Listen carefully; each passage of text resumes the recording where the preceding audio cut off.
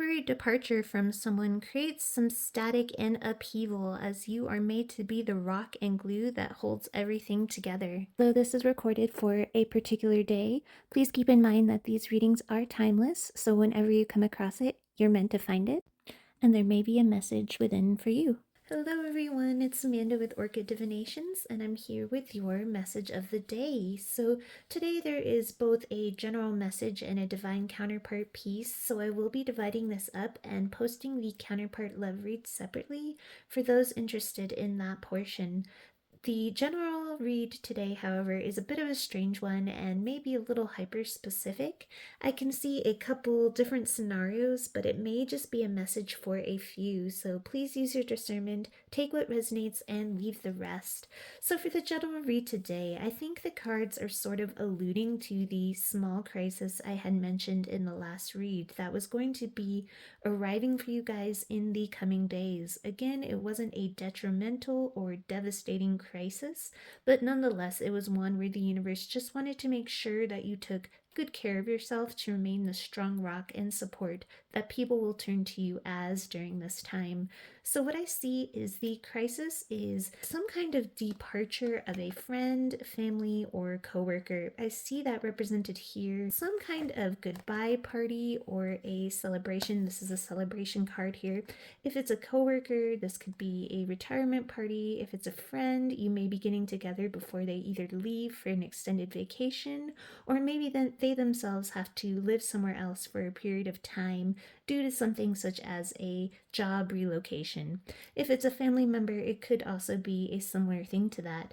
I'm even getting in one scenario for someone here. This is a child transferring colleges or studying abroad, and that means they will be away for a while. I'm not seeing this as a forever farewell, however, with whoever is leaving, because bittersweet farewell usually holds the underlying expectation of seeing one another again. So don't feel like this is a permanent farewell as far as like someone no longer being alive. Although in one unique case, I feel it may be because in your particular religion, you don't consider death as a farewell. But that's not as a warning, though, for an impending unalivement. This is a situation where you would know of someone's passing, if that's your specific scenario. Someone being unalive won't just be sprung upon you, is what I'm saying. And this celebration scene here in that instance could be one of those celebration of life gatherings in that case. In all cases, this departure creates an element of chaos and disarray in your surroundings because people won't be used to the changes being brought in, shifting of roles if it's a workplace, changing in how a household functions in the family, or just the change dynamic within your friendship circle. To everyone at first, it'll feel a bit of a scramble, like things are unraveling a bit, and people will get stressed attempting to cling to ways in which the old cycle worked when that other person was around. So the establishing of dynamics just again feels a bit flustering for you and for all. Again, I don't really see heavy destructive type chaos, just enough slight discomfort and distress for everyone being in this Eight of Swords agitated energy, but it is a very temporary passing state the universe wants to assure you, but it'll be enough to throw things out of whack, enough for someone needing to become a rock and sounding board, and that person somehow gets assigned to be you. With the Seven of Swords behind here, this is merely, as I said, a deceptive bout of chaos as this one previous chapter closes.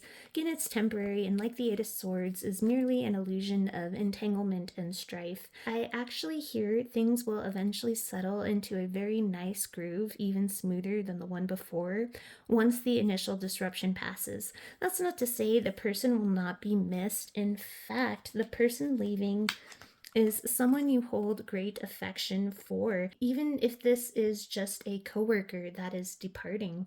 Oddly, with Solaris and himself here, I'm seeing that you want to be happy and energized in support, especially during this particular gathering or party, but it's like there is a kind of barrier that keeps this joy or support a bit withheld and within you, because there's almost a prevailing gloom that you'll be feeling.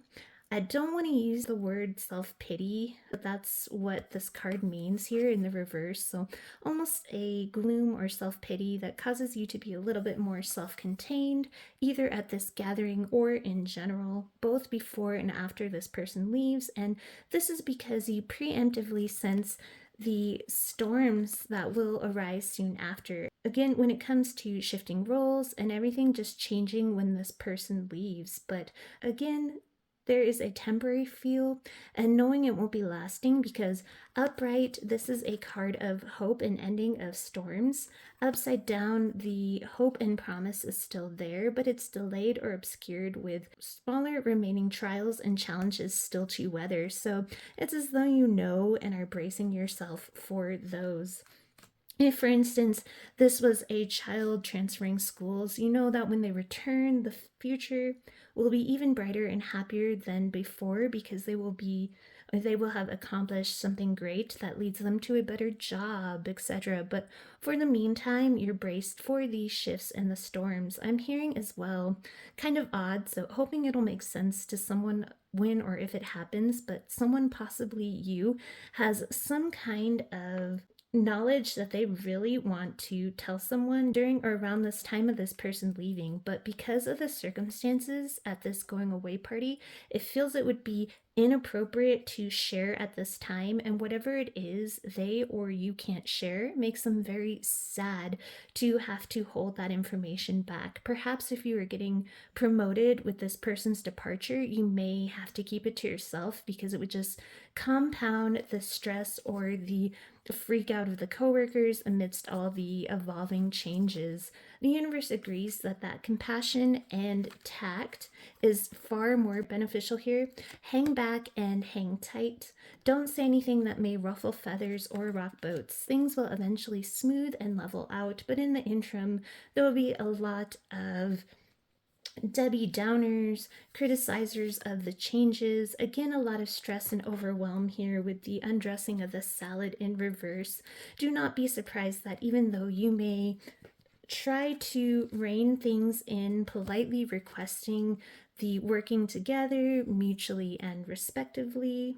Again, I see really stepping into a leader type role, which the universe agrees that this compassionate leader stance is best. But as I was saying, don't be surprised if everyone kind of falls into more of a pity party than the one you may temporarily fall into, knowing you'll be the one in the role to contain and manage.